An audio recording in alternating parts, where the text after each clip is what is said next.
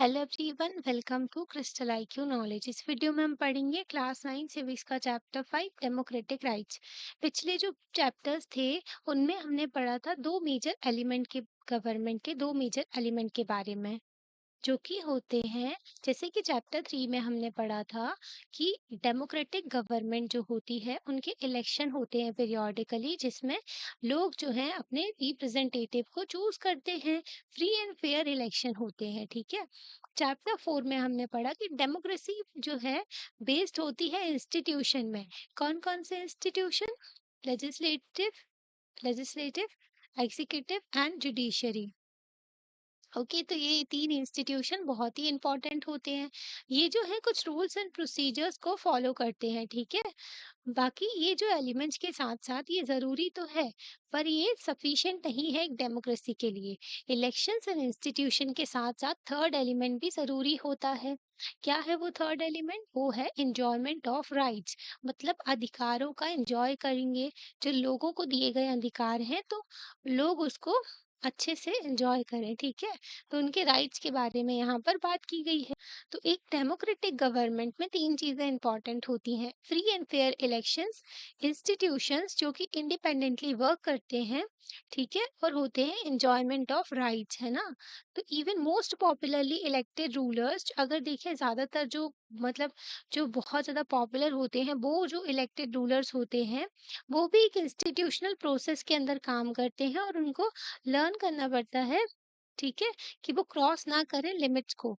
जो कॉन्स्टिट्यूशन है वो लिमिट लगाते हैं गवर्नमेंट की पावर पर, और उस पावर की लिमिट के अंदर, मतलब दायरे में रह करके काम करती है गवर्नमेंट, है ना।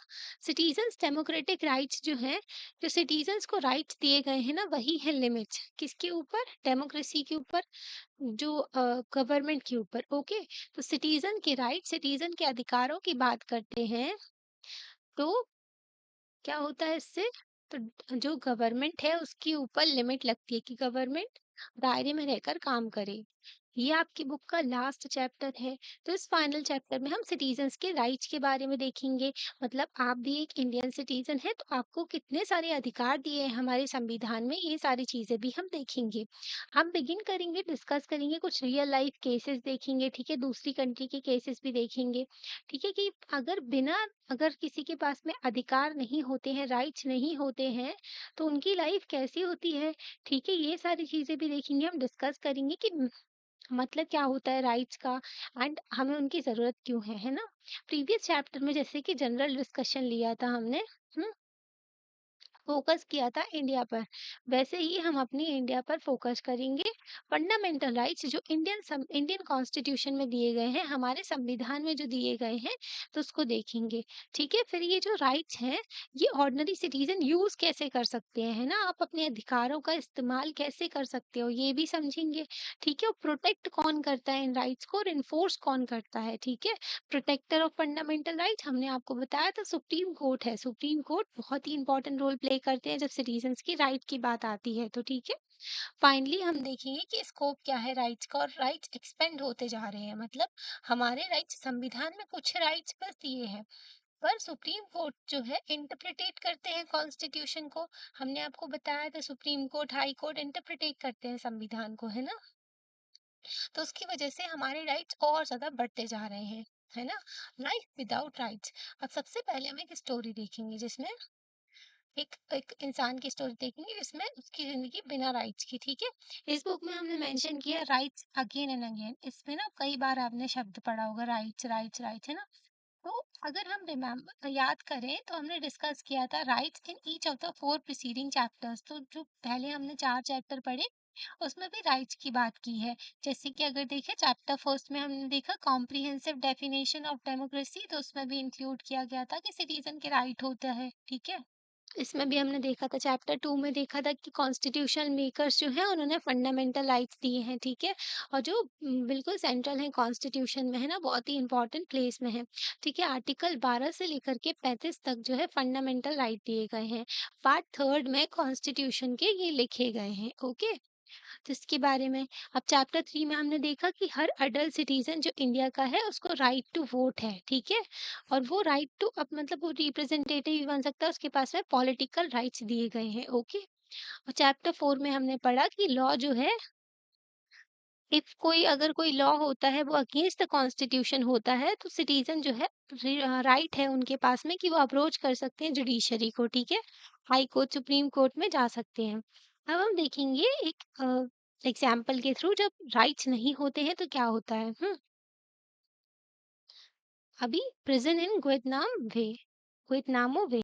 गुइतनामो वे कहाँ पर है, ये जो है क्यूबा में लोकेटेड है, ठीक है। यहाँ पर अगर देखें हम तो ये था, ठीक है, ये जो था यहाँ पर कनाडा, ठीक है, यूएस, यहाँ पर मेक्सिको, तो यहाँ पर छोटी छोटी कंट्रीज हैं, आइलैंड कंट्री।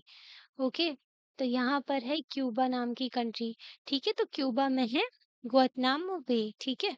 तो 600 पीपल जो हैं, यूएस ने क्या किया, इनको सीक्रेटली अपने यहाँ दबोच लिया इनको और उठा लिया, ठीक है। 600 पीपल को, 600 लोगों को इसने धीरे से उठा लिया, यूएस की फोर्सेस ने, यूएस ने उठा लिया इन लोगों को पूरे वर्ल्ड में से, मतलब अलग-अलग कंट्रीज में से उठाया इन लोगों को और जेल में बंद कर दिया गुआंतानामो में, है ना? और ये जो है क्यूबा का कंट्रोल है, an area near Cuba control by American navy. तो यहाँ पर जो है अमेरिकन नेवी इसको कंट्रोल करती है, ये गुआंतानामो बे जो एरिया है क्यूबा के पास में है, ठीक है।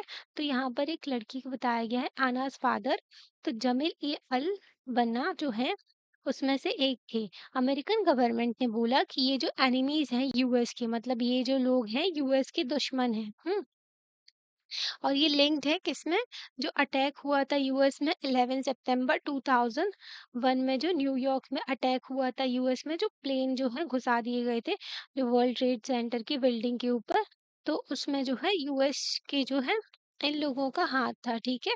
तो यूएस ने इन लोगों को अपना दुश्मन मान के उठा लिया और जेल में डाल दिया, है ना। कई सारे केसेस देखे जाते हैं, गवर्नमेंट जो है, in most cases, the government of their countries were not asked or even informed about their imprisonment. ज़्यादातर केसेस में देखा गया कि जो गवर्नमेंट है उनसे पूछा भी नहीं गया, उनकी कंट्री की, मतलब अलग-अलग कंट्री के लोग थे वो लोग, उन लोगों की गवर्नमेंट से पूछा भी नहीं गया और उन लोगों को उठा कर के जेल में डाल दिया। ऐसे ही कई सारे प्रिजनर्स हैं। अल्बनास family got to know that he was in that prison only through the media। तो मीडिया के थ्रू उनको पता चला कि वो इंसान जो है वो प्रिज़न में है, ठीक है? वो जेल में है। फैमिलीज़ जो हैं प्रिज़नर्स की, जो जेल में जो लोग बंद हैं, उनकी फैमिलीज़ हैं, मीडिया है और इवन यूएन है, यूनाइटेड नेशन जो है, यूनाइटेड नेशन के जो रिप्रेजेंटेटिव्स हैं, उनको भी अलाउ नहीं किया गया कि वो इनसे मिल सकें। यूनाइटेड नेशन एक ग्लोबल लेवल पे वर्ल्ड बॉडी है, जिसकी कुछ चलती-वलती है नहीं, ठीक है? बस नाम के लिए एक ऑर्गनाइज़ेशन बना के रखी है, जो हर चीज़ में अपनी नाक घुसाती है, पर इसका कोई मतलब कोई मानता है नहीं, कोई देश इसकी बात, है ना? तो इस तरीके का इसका स्टेटस हो गया। इसके बारे में ना 11th-12th में और पढ़ोगे आप, ओके? तो यहाँ पर ना रिप्रेजेंटेटिव्स जो थे, इनको अलाउ ही नहीं किया गया कि ये लोग मिल सकें प्रिजनर्स से, मतलब जेल में भर दिया। यूएस अपनी मनमानी करता है, चाइना अपनी मनमानी करता है, रशिया भी अपनी मनमानी करता है, ठीक है? तो सब कंट्रीज़ अपनी मनमानी करती हैं, ठीक है? किसी की कोई नहीं सुनता है, सब अपना सेल्फ इंटरेस्ट देखती हैं, है ना? तो हमारे देश को भी अपना सेल्फ इंटरेस्ट ही देखना चाहिए। यूएस आर्मी अरेस्टेड देम, तो यूएस की आर्मी ने उनको अरेस्ट किया, इंटेरोगेट किया, है ना, उनसे जांच पड़ताल की, उनकी पूछताछ की, ठीक है। और फिर क्या किया, डिसाइड किया कि इनको जेल में रखना है कि नहीं रखना है, ओके। तो कोई ट्रायल वगैरह नहीं हुआ, जो एक ह्यूमन राइट होता है, एक इंसान का अधिकार होता है कि उसको बिना किसी बात पर उठाया ना जाए, है ना, मतलब जेल में नहीं भरा जाए, उसको प्रॉपर ट्रायल हो उसके, अगर उसने कोई गुनाह किया है तो उसके सबूत वगैरह पेश किए जाए और उसको वैसे ही सज़ा दी जाए, है ना? तो कोई ट्रायल के बिना ही जो यूएस के मजिस्ट्रेट ने, कुछ ट्रायल वगैरह हुआ ही नहीं वहाँ पर, ठीक है? Nor could these prisoners approach the court in their own country, तो अपने देश में भी उन्होंने कोर्ट के लिए अपील नहीं किया, ठीक है? जो अपनी कंट्रीज़ में भी जो प्रिजनर्स हैं। एमनेस्टी इंटरनेशनल जो है कि ह्यूमन राइट ऑर्गेनाइजेशन है, मानव अधिकारों की बारे में बात करती है ये। एक ऑर्गेनाइजेशन है जो कि कलेक्ट करती है इंफॉर्मेशन कि प्रिजनर्स की कंडीशन कैसी है वहाँ पर, है ना? और उन्होंने रिपोर्ट किया कि जो है प्रिजनर्स जो हैं जेल में जो कैदी हैं, उनको बहुत ज़्यादा टॉर्चर करती है, ठीक है? यूएस जो है वो लोग टॉर्चर करते हैं प्रिजनर्स को और वॉयलेट करते हैं कई सारे कानून यूएस के, है ना? यूएस के खुद के कानून का वॉयलेशन करते हैं, वो लोग इतना टॉर्चर करते हैं। They are being they were being denied the treatment that even prisoners of war must get as a per international treaties. तो उनको ऐसा ट्रीटमेंट भी नहीं मिलता है जैसे कि प्रिजनर्स ऑफ वॉर होते हैं। मतलब कि वॉर में जो कंट्री जीत जाती है ना, तो दूसरी कंट्री के जो लोग हैं उनको प्रिजनर बना लेती है। तो उनको भी एक सम्मान के साथ में रखा जाना चाहिए, है ना। तो ऐसा ट्रीटमेंट भी उनको नहीं मिलता है जो इंटरनेशनल ट्रीटीज की जाती है, मतलब इंटरनेशनल एग्रीमेंट किए जाते हैं, है ना? तो उनमें भी लिखा गया है कि जो प्रिजनर्स ऑफ वॉर हैं उनके साथ में ढंग से ह्यूमन राइट्स हर किसी के लिए, है ना? तो उसमें भी उनके साथ में गलत होता है। मैनी प्रिजनर्स कई सारे प्रिजनर्स जो हैं उन्होंने प्रोटेस्ट करने की कोशिश की, ठीक है? ऐसी कंडीशन के अगेंस्ट हंगर स्ट्राइक पे बैठे, वो भूख हड़ताल पे बैठे, पर प्रिजनर्स को रिलीज़ नहीं किया गया, ठीक है? इवन इवन आफ्टर व ऑफिशियली डिक्लेयर्ड नॉट गिल्टी। उनको डिक्लेयर भी किया गया कि जो ये हैं कि गिल्टी नहीं है, ये दोषी नहीं है, फिर भी इन प्रिज़नर्स जो हैं, इन कैदियों को जेल में ही रखा गया है, इनको जो है रिहा नहीं किया गया, है ना? इनको छोड़ा ही नहीं गया, फिर डले हुए हैं ये वहाँ पर। एन इंडिपेंडेंट इंक्वायरी एक इंडिपेंडेंट इंक्वायरी की गई by the UN supported these findings sorry. तो जो यूएन ने सपोर्ट की फाइंडिंग्स को, ठीक है, इंडिपेंडेंट इंक्वायरी की गई। यूएन के जो सेक्रेटरी जनरल थे, उन्होंने बोला जो प्रिज़न है, जो जेल है गुआंतनामो बे में, उसको बंद कर देना चाहिए। यूएस गवर्नमेंट ने मना कर दिया, देख रहे हो? मना कर दिया। यूएन यूएन जो है ग्लोबल लेवल पे वर्ल्ड बॉडी है जिसमें 193 करीब कंट्रीज मेंबर्स हैं यहाँ पर, ओके। तो यूएन ने बोला कि ठीक है, इस प्रिजन को बंद कर दो, इस जेल को बंद कर दो, यहाँ पर गलत हो रहा है। तो यूएस ने बोला नहीं करेंगे, बाहर बचाओ। है ना। तो ऐसे ही चाइना भी करता है, कोई नहीं सुनता इसकी। ठीक है, यूएन जो है नाम का यूएन है बस, मतलब कभी कभी कहते हैं पेपर में भी लिखा रहता है ऐसा कि बिना दांत का टाइगर, है ना, टूथलेस टाइगर बोल देते हैं इसको। तो citizens rights in Saudi Arabia में भी मानव अधिकारों का हनन होता है। यू जो चाइना है ना, वहाँ पर भी होता है, हर कंट्री में होता है एक्चुअली में। गवर्नमेंट जो है कंट्रोल करने की कोशिश करती है लोगों को, तो वो उठा लेती है गवर्नमेंट, लोगों को पता भी नहीं चलता है कि ऐसा कुछ हो गया है ना, सब अपनी लाइफ में बिजी रहते हैं। तो गुतनाम बे में हमने देखा कि एक एक्सेप्शन था। It involves the government of one country denying rights or to citizens of another country। तो हमने यहाँ पर एग्जाम्पल देखा गुतनाम बे में कि एक दूसरी कंट्री है जो कि दूसरे सिटीजन जो है दूसरी कंट्री के, उनके अधिकारों का हनन कर रही है ना। तो मतलब कि प्रिजनर्स जो थे यूएस के थोड़ी ना थे, यूएस के देश के थोड़ी ना थे, इसलिए उनके मानव अधिकारों का हनन हो रहा था, है ना, उनके राइट्स का हनन हो रहा था। पर ये सऊदी अरेबिया जो है, ये Saudi Arabia and the position of the citizens with regard to their government. तो सऊदी अरेबिया में अगर देखें तो उनके सिटीजन्स की क्या कंडीशन है, ये भी देख सकते हैं हम, है ना। तो यहाँ पर जो है कंट्री में, यहाँ पर डेमोक्रेसी नहीं है सऊदी अरेबिया में। यहाँ पर हेरिडिटरी किंग होता है, मतलब राजा का बेटा राजा बन जाता है। पीपल का कोई रोल नहीं है इलेक्शन वगैरह में, ठीक है, ना ही वो अपने रूलर को चेंज चेंज कर सकते हैं। बस उनको वही इंसान का फेस देखकर, वही इंसान का थोबड़ा देखकर रहना पड़ता है, ओके। किंग जो है सिलेक्ट करते हैं लेजिस्लेचर को as well as the executive को। ठीक है, किंग जो है, उनके जो राजा हैं जो, वही सिलेक्ट करते हैं कि लॉ बनाने वाले लेजिस्लेचर कौन होंगे, एग्जीक्यूटिव जो इम्प्लीमेंट करने वाले लॉ को कौन होंगे, ठीक है। यही अपॉइंट करते हैं जजेस को भी, किंग भी अपॉइंट करते हैं जजेस को। तो आपको लगता है जज की इतनी हिम्मत होगी कि वो किंग के खिलाफ कुछ बोलेगा? नहीं बोलेगा, है ना। तो और चेंज भी कर सकते हैं अपने डिसीजन को ये जो किंग है, ओके। सिटीजन्स जो हैं can not form political parties. Saudi Arabia में कोई पॉलिटिकल पार्टी वगैरह नहीं फॉर्म कर सकते हैं ना, कोई पॉलिटिकल ऑर्गेनाइजेशन नहीं फॉर्म कर सकते। हमारी कंट्री में देखो तो इतनी सारी पॉलिटिकल पार्टीज फॉर्म हो जाती हैं। मीडिया जो है कुछ भी मुनार्क के अगेंस्ट कुछ भी नहीं लिख सकती है ना, जो मुनार्क को नहीं पसंद है, मतलब जो रूलर जो है वहाँ का किंग है, उसको अगर कुछ नहीं पसंद है तो उसके खिलाफ कुछ नहीं लिख सकती मीडिया, है ना। हमारे यहाँ तो नेताओं के खिलाफ कुछ भी बोल देती है मीडिया, है ना, और नेताओं के फेवर में भी बोलती है। तो वहाँ पर जो है किसी को भी फ्रीडम ऑफ रिलीजन नहीं है, वहाँ पर स्टेट का एक पर्टिकुलर रिलीजन है, ठीक है। जैसे कि वहाँ पर जो है मुस्लिम जो है इस्लाम फॉलो किया जाता है, ओके। तो वहाँ पर हर सिटीजन जो है उसको मुस्लिम रहना ही, जो every citizen is required to be Muslim, वहाँ पर हर सिटीजन जो है मुस्लिम ही है, मुस्लिम रहना ही ज़रूरी है, ठीक है। नॉन मुस्लिम जो रेसिडेंट हैं वो अपना रिलीजन फॉलो तो कर सकते हो, तुम अपने प्राइवेट में फॉलो करो, पब्लिक में फॉलो नहीं कर सकते। पब्लिक में सिर्फ जो स्टेट का रिलीजन जो है वही फॉलो किया जाता है वहाँ पर। तो सऊदी अरेबिया का एक पर्टिकुलर रिलीजन है स्टेट का, है ना? हमारी कंट्री में ऐसा नहीं है, हमारा देश जो है सेक्युलर है ना? हर कोई अपना जो है रिलीजन अपने फ्रीडम के साथ में फॉलो कर सकता है। हुँ, पब्लिकली फॉलो कर सकता है। यहाँ पर ना जो सऊदी अरेबिया में वुमेन्स जो है उनको सेकंड ग्रेड का सिटीज़न मानते हैं, उनको दबा के रखते हैं। कई सारे पब्लिक रिस्ट्रिक्शंस हैं वुमेन्स के ऊपर, है ना? मतलब औरतों के अधिकार तो कुछ है ही नहीं, मतलब ऐसा समझो। पहले तो मानव अधिकार का हनन होता है ना? तो मानव में भी औरतों के अधिकार तो कुछ है ही नहीं, है ना? इस तरीके की हरकतें चलती है। तो यहाँ पर ना एक आदमी जो होता है वो इक्वल टू 2 वुमेन माना जाता है। सऊदी अरेबिया में 1 मैन को 2 फीमेल के अकॉर्डिंगली माना जाता है। तो ये सारी देख लो, ऐसी सोच है वहाँ पर, ठीक है? तो this is true not just of Saudi Arabia. तो ये सऊदी अरेबिया की कहानी नहीं है, और भी कई कंट्रीज़ हैं जहाँ पर ऐसा कुछ कंडीशन एग्ज़िस्ट करती हैं, है ना?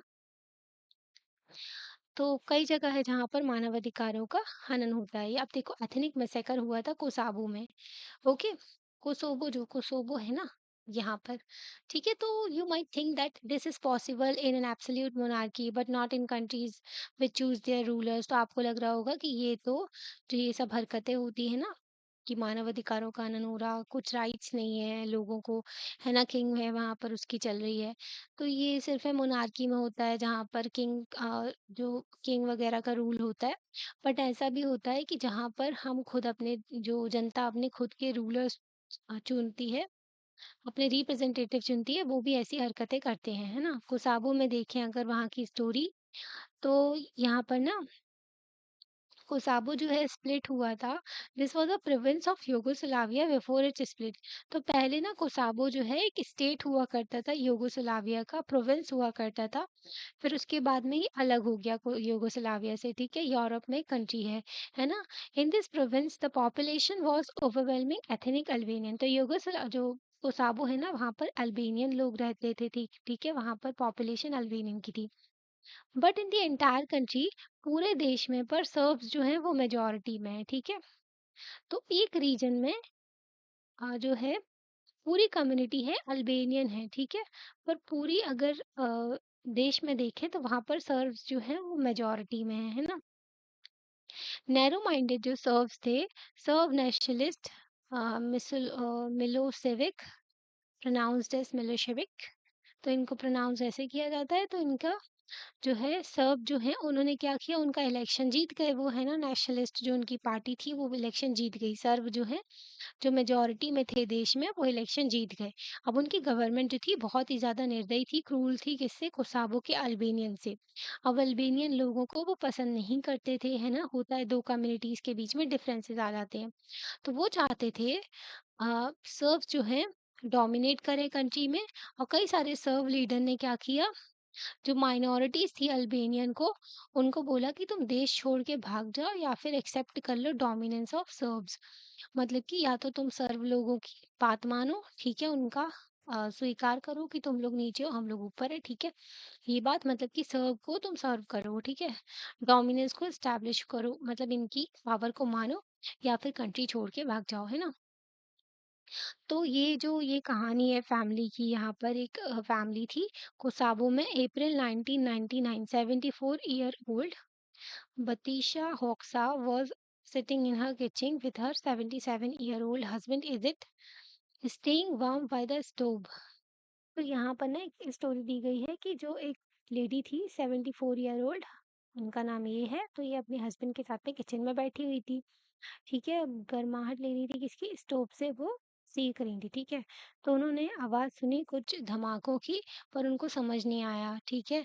उनको रियलाइज़ नहीं कर पाई कि ये जो सर्बियन ट्रूप्स जो है, ये जो आर्मी के जो उनके जो सर्ब के ट्रूप्स हैं, वो क्या हो गए हैं, टाउन में एंटर हो गए हैं, ठीक है? उनको फिर क्या हुआ, तो कुछ लोग आए, ठीक है? सोल्जर्स आए 5 और 6। तो उन्होंने क्या किया, इनका जो फ्रंट जो उनका दरवाज़ा था सामने का वो जला दिया और बोलने लगे कहाँ हैं तुम्हारे बच्चे, ठीक है? उन्होंने शॉट कर दिया, ठीक है? इज़्ज़त को 3 टाइम्स, जो उनके हस्बैंड थे उनको 3 बार गोलियाँ मार के शॉट कर दिया, ठीक है? और फिर से बोला बतीशा से, बोला कि with her husband dying before her, the soldier pulled the wedding ring off her finger and told her to get out, मतलब जब वो मर रहा था उसका हस्बैंड, तो उसने ना सोल्जर्स ने उनकी वेडिंग रिंग निकाली और फिर इनको बोला जाओ यहाँ से, चली जाओ, ठीक है। I was not even outside the get when they burn the house, तो उन्होंने बोला कि वो जो है बाहर भी नहीं थी गेट के, वो अंदर थी, ठीक है, जब उन्होंने घर जला दिया था। ओके, मतलब इतने निर्दयी हो जाते हैं लोग, ठीक है। She was standing on the street, फिर वो गली में खड़ी थी, वहां पर पानी गिरने लगा। In the rain with no house, उनके पास में कोई घर नहीं था, उनका घर जल गया था, हस्बैंड की डेथ हो गई थी और सोल्जर्स ने उनको मार दिया था। उनके पास में कुछ भी नहीं था, बट सिर्फ एक उनके पास में एक जोड़ी कपड़े थे जो वो पहनी हुई थी। ये जो न्यूज़ न्यूज़ रिपोर्ट जो थी ये छपी थी, इसमें ना ऐसे ही कई सारे इंसिडेंट हुए थे थाउजेंड्स ऑफ अल्बेनियंस के साथ में उस टाइम। ओके, तो ये अल्बेनियंस की कहानी बताई गई थी।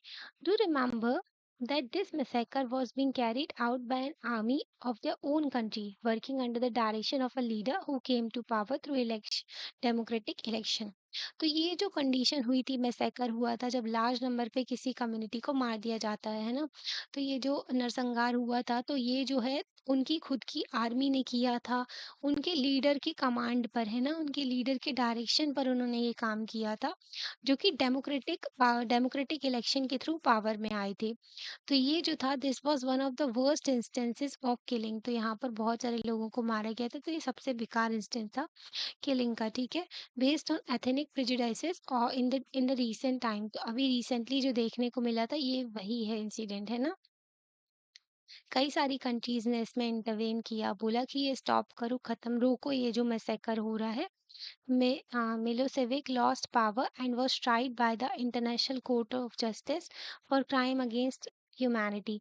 तो मिलोसेविक जो थे उनको पावर से फिर हटा दिया गया था, जो पार्टी जीत के आई थी, और उन्होंने जिनने मैसेकर किया था सर्ब्स के जो थे उन लोगों ने अल्बेनियंस के साथ में, तो उनको क्या हुआ, पावर से हटा दिया गया और इंटरनेशनल कोर्ट ऑफ जस्टिस में उनको उनका ट्रायल चला कि उन्होंने क्राइम किया है against the humanity, rights in a democracy. Think of all example that we have discussed, हमने एग्जाम्पल्स देखे, गुअतनाम वे का एग्जाम्पल देखा, है ना, सर्ब का एग्जाम्पल देखा जो वहां पर हुआ, सऊदी अरेबिया में देखा किस तरीके से ह्यूमन राइट्स जो है वहां पर तो बेसिक राइट्स का भी वॉयलेशन होता है। तो जो ये विक्टिम्स थे, जैसे कि गुअतनाम वे में विमेन्स इन सऊदी अरेबिया, अल्बेनियंस इन कोसावो, तो इन सब के बारे में हमने देखा। If you were in their position what would you have wished, अगर आप उनकी जगह होते तो आप क्या सोचते हैं ना, क्या चाहते आप। If you could what would you do to ensure that such thing will not happen to anyone, अगर आप उनकी जगह होते तो आप ऐसा क्या करते कि ये दोबारा ना हो ऐसा कुछ किसी के साथ में भी। आप ना डिज़ायर करते कि सिस्टम जो हो कंट्री में, आप चाहते कि ऐसा सिस्टम हो जहाँ पर सिक्योरिटी हो, ठीक है, हमारे देश में ऐसा कुछ हो जिससे क्या हो, सिक्योरिटी हो, सुरक्षा हो, लोगों की डिग्निटी के साथ में हर कोई जो है अपना जो है अच्छे से रह सके, है ना। और आप चाहते हैं ऐसा कि जो एग्जाम्पल लें कि no one should be arrested without proper reason and information, आप ऐसा चाहते हैं कि किसी भी पर्सन को अरेस्ट ना किया जाए, प्रॉपर रीजन ना हो, अगर उसका, अगर प्रॉपर रीजन है, इंफॉर्मेशन है, उसके खिलाफ सबूत है, तो आप अरेस्ट कर सकते हो, पर बिना इसके नहीं करना चाहिए। अगर किसी को अरेस्ट किया जाता है तो उसके ना फेयर चांस देना चाहिए कि वो अपने आप को डिफेंड कर सके, है ना, अपने आप को निर्दोष साबित कर सके, है ना। You might agree that such assurance can not apply to everything, तो आप समझ सकते हो कि आप एग्री भी करोगे कि ये जो अश्योरेंस है हर चीज में अप्लाई नहीं हो सकता, है ना। अब no one has to be reasonable, reasonable होना जरूरी है, ठीक है। तो हमें रीजनेबली सोचना चाहिए कि हम जो डिमांड करते हैं, ठीक है, जो सभी लोग डिमांड करते हैं, तो वो जो है सभी लोगों को एक सा मिले, है ना, और किसी के साथ में भी भेदभाव ना हो और किसी के खिलाफ कुछ भी ना हो, है ना, इस तरीके की हरकतें ना हो जैसे कोसावो में भी हुआ। और आप इंसिस्ट भी करोगे कि अश्योरेंस होना चाहिए कि ये सब जो है सिर्फ पेपर में ना रहे, है ना, मतलब अधिकार दिए जाते हैं, अगर किसी को राइट्स दिए जाते हैं सिटीजन्स को, तो फिर सिर्फ ऑन पेपर ना हो, ये जो चीजें ये इम्प्लीमेंट भी होनी चाहिए, है ना। तो इनको वॉयलेट भी ना किया जाए, अगर अधिकार दिए जाते हैं, और जो अगर ऐसा करता है तो उसको पनिशमेंट भी मिले। इन अदर वर्ड्स अगर देखें तो आप ऐसा सिस्टम चाहोगे जहाँ पर एटलीस्ट एक मिनिमम गारंटी हो सभी लोगों के पास में, चाहे वो पावरफुल हो या फिर वीक हो, रिच हो, पुअर हो, मेजॉरिटी हो, माइनॉरिटी हो, कि वो जो है अपना ना मतलब उनके पास में अधिकार हो, ठीक है, एक बेसिक सिक्योरिटी हो, आप ऐसा चाहोगी। तो ये स्पिरिट होती है राइट्स के, अगर सोचने का मतलब अगर हम अधिकारों के बारे में सोचते हैं ना राइट्स के बारे में, तो ये चीज़ें हमको ध्यान रखनी पड़ती हैं कि पावरफुल वीक के ऊपर डोमिनेट ना करे, है ना? माइनॉरिटी या फिर मेजॉरिटी के बीच में झगड़े ना हो, मेजॉरिटी माइनॉरिटी के ऊपर डोमिनेट ना करे, रिच पुअर के ऊपर नहीं करना चाहिए, है ना? तो ये सारी चीज़ें देखी जाती हैं, सभी लोगों को राइट्स दिए जाते हैं, है ना? What are rights? राइट्स क्या होते हैं? Rights are claim of a person over other fellow beings, over the society and over the government. Rights क्या है? क्लेम्स हैं किसी पर्सन के, किसी पर्सन ने ये अधिकार, उसके क्लेम है दूसरे फेलो बीइंग्स, जो दूसरे इंसानों के ऊपर भी और जो सोसाइटी है उसके ऊपर भी और गवर्नमेंट के ऊपर भी, है ना? कि अधिकार मांग रहा है एक सिटीजन अपना, क्लेम मांग रहा है किससे? दूसरे जो फेलो ह्यूमन बीइंग्स हैं उनसे, सोसाइटी से, गवर्नमेंट से। हर कोई चाहता है कि वो हैप्पीली ना अच्छे से रहे, किसी बिना किसी डर के और बिना किसी जो सब्जेक्टेड मतलब डिग्रेडेड ट्रीटमेंट के, मतलब एक डिग्निटी वाली life, right to life with dignity हर कोई चाहता है। इसके लिए एक्सपेक्ट किया जाता है कि वो बिहेव करें इस तरीके से कि किसी और को हार्म ना करें या फिर हर्ट ना करें, है ना? ओके, तो सभी लोग equally equally our action should not also harm or hurt others, मतलब कि अगर हमें अपने राइट्स को एंजॉय करना है ना, तो हमको दूसरों के राइट्स की भी रिस्पेक्ट करनी होगी, उनके राइट्स का भी जो है सम्मान करना पड़ेगा, उनको भी अपने अधिकार को एंजॉय करने का मौका देना होगा, ठीक है? सभी लोग जब साथ में रहेंगे बिना किसी को हार्म करे, हर्ट करे, है ना, किसी को तकलीफ ना पहुंचाए, तो सभी लोग अच्छे से रहेंगे। So a right is possible when you make a claim that is equally possible for others, है ना? तो राइट तभी पॉसिबल होता है जब आप क्लेम करते हो जो कि दूसरों के लिए भी हो, है ना?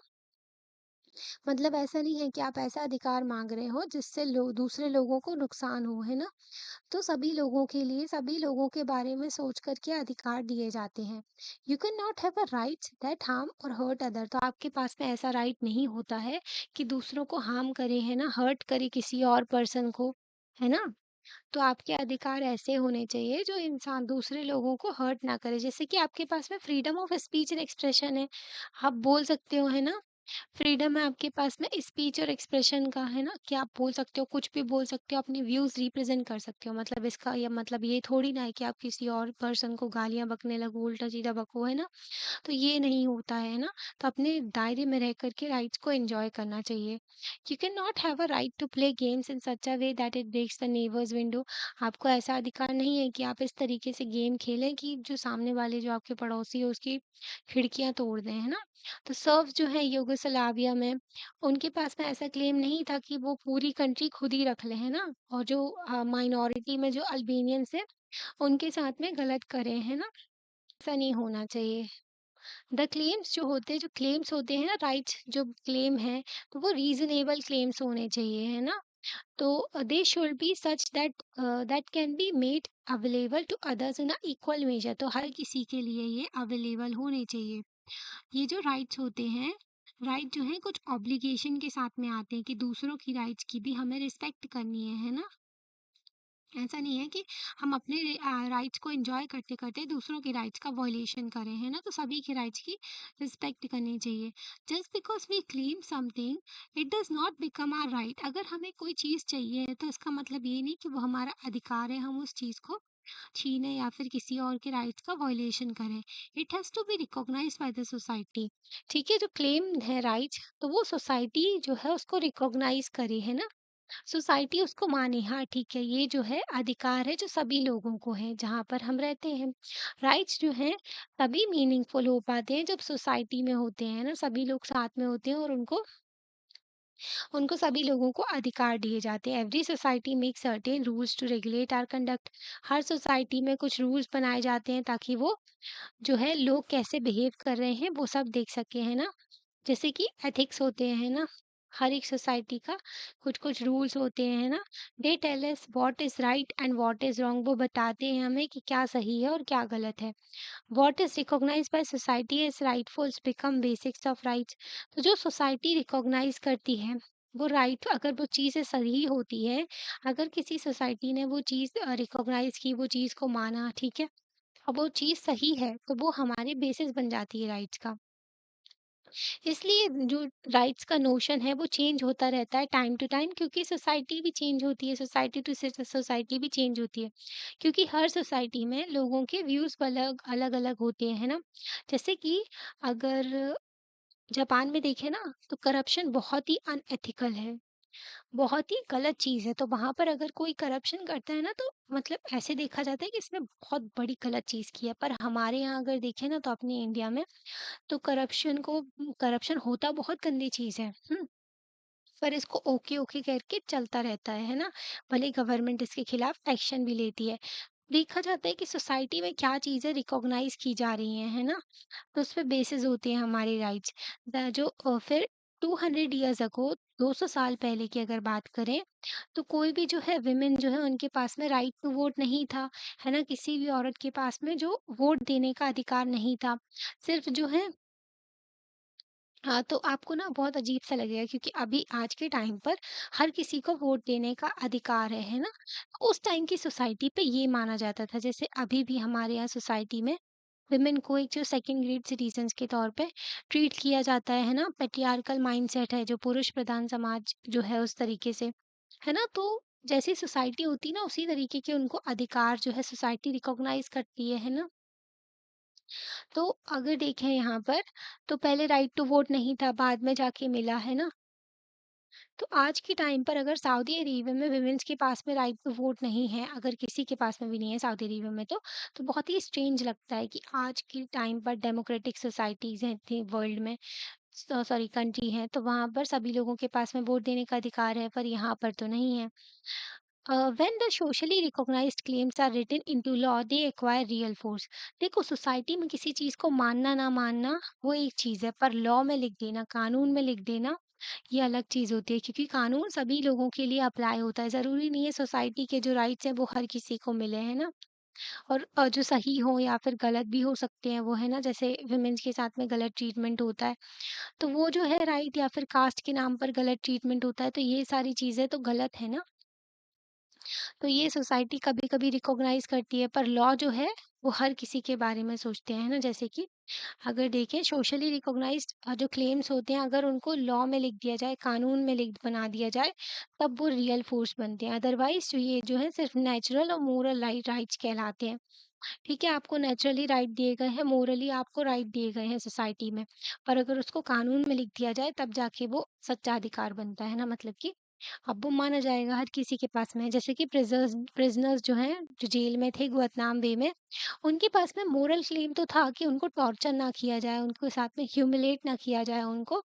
बट जो है but they could not go to anyone to enforce this claim. पर वो किसी के पास में जा नहीं सकते थे कि इस क्लेम को आप इन्फोर्स करो, ठीक है, इस चीज़ को जो है लागू करो कि हमको टॉर्चर ना किया जाए, क्योंकि ये जो है सिर्फ़ एक मोरल क्लेम है, ठीक है? जो कि रिकॉग्नाइज़ तो कर रहे हो, पर इसको कुछ फ़ॉलो-वॉलो नहीं करते। व्हेन लॉ रिकॉग्नाइज़ेज़ सम क्लेम्स, जब कानून इसको मान लेता है ना कुछ क्लेम्स को, तो वो इन्फोर्सेबल हो जाते हैं, ठीक है? जैसे हमारे देश में किसी को भी जेल में नहीं डाल सकते उठा के, है ना? आर्टिकल 32 के तहत वो जो है हाँ, डायरेक्टली हाई कोर्ट या फिर सुप्रीम कोर्ट में जा सकते हैं, है ना? कि इनके राइट्स का वायलेशन किया है, क्योंकि ये कानून में लिखा हुआ है ना? तो we can then demand their application. अगर कानून में लिखा रहता है, तो हम उन राइट्स का एप्लीकेशन, उनको अप्लाई करना, उनको इम्प्लीमेंट करना माँग सकते हैं। When fellow citizen or the government do not respect these rights, we call it the violation or infringement of our rights. अगर कोई दूसरा सिटीजन या फिर गवर्नमेंट जो है उस राइट्स की रिस्पेक्ट नहीं करती है, उस राइट्स को जो है वॉयलेट करती है, उस राइट्स को मानती ही नहीं है अधिकारों को, तो इसका मतलब क्या होता है कि ये जो हो गया, वॉयलेशन हो गया राइट्स का, है ना। इससे क्या हुआ, इन्होंने अपने अधिकारों का अधिकार दिए ही नहीं सिटीजन्स को, है ना। तो ऐसे सर्कमस्टेंसेस में सुप्रीम जो सिटीजन जो क्या करता है, वो कोर्ट को अप्रोच करता है, कोर्ट में जाता है कि ये कानून में लिखा हुआ है, हमारे राइट्स है, और जो है गवर्नमेंट ने इसको फॉलो नहीं किया है, हमारे राइट्स का वायलेशन किया है। So if we want to call any claim a right, अगर हम चाहते हैं कि किसी भी क्लेम जो है, किसी भी चीज़ को अगर हम माँगते हैं, वो एक राइट बन जाए, वो अधिकार बन जाए, तो इसमें 3 क्वालिटीज़ होनी चाहिए। Rights are reasonable claims, rights जो होते हैं रीज़नेबल क्लेम्स होना चाहिए of person recognised by society and sanctioned by law. तो ये इम्पोर्टेंट डेफिनेशन है ना? तो आप याद कर सकते हो कि राइट्स क्या होते हैं। Rights are reasonable claims of a person. Reasonable claims होते हैं पर्सन के जो कि सोसाइटी भी रिकॉग्नाइज करती है और सैंक्शन बाय लॉ होता है ना? कानून में भी लिखा होता है। ओके, तो अब आगे का चैप्टर हम नेक्स्ट पार्ट में कंटिन्यू करेंगे। आपको कैसा लगता है आप लाइक करके बता सकते हो। चैनल को सब्सक्राइब भी कर सकते हो और अपने फ्रेंड्स के साथ में शेयर भी कर सकते हो। Thank you.